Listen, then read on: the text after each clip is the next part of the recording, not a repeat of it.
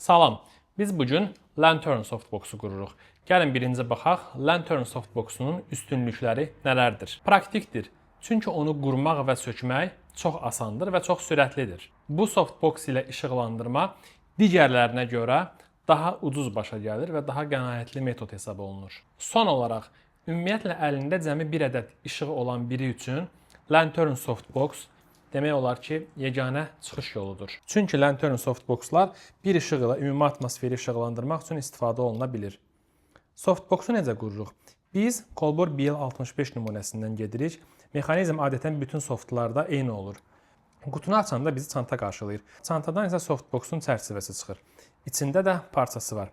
Parçanı bu formada keçirib softboxu düz bir səthə qoyuruq. Yuxarıdan sıxaraq içindəki kilid mexanizmini bağlayırıq. Çərçivəni formalaşdıran telləri isə parçanın dikişləri ilə eyni səviyyəyə gətiririk ki, daha səliqəli və daha simmetrik görüntü yaransın. Sonda isə yanlardakı boşluqları bağlayırıq və oradan işıq dağılmır.